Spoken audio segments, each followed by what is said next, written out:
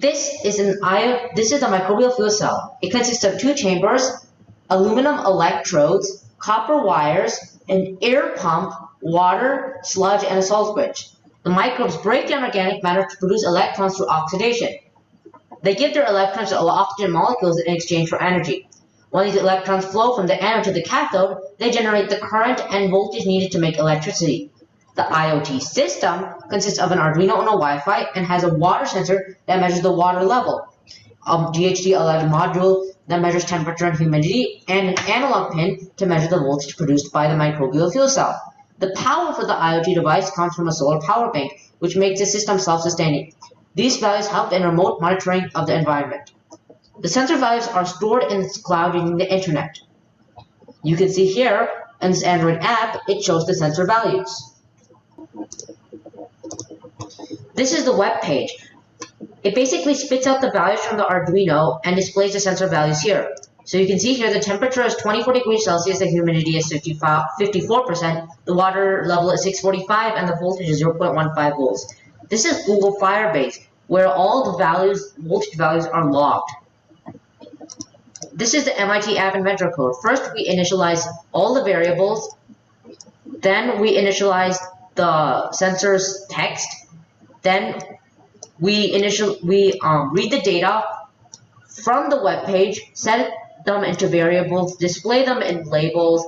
Then we take this data and we take the voltage values and put it in Firebase, with the time being the tag and the voltage value being the value to store.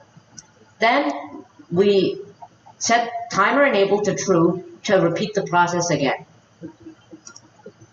I have programming experience for several years, so I made a machine learning model that can forecast and detect any unusual values the Arduino measure.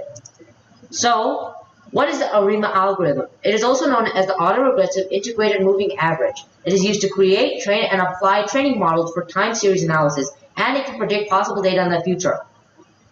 And it is applied using Python via Jupyter Notebook. Here are the results from the machine learning model. In the graph on the left, you can see the average voltage generated for 5 months.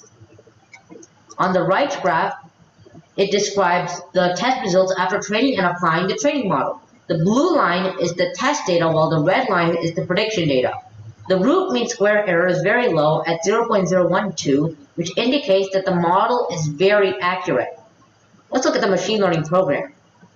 First, we import any necessary packages, then we read the CSV file, then we plot the overall voltage generated of the microbial fuel cell. Then we import any necessary ARIMA packages and split the data into training and testing. We go through each data and we forecast the next values and set it to the next variable and put it in a list.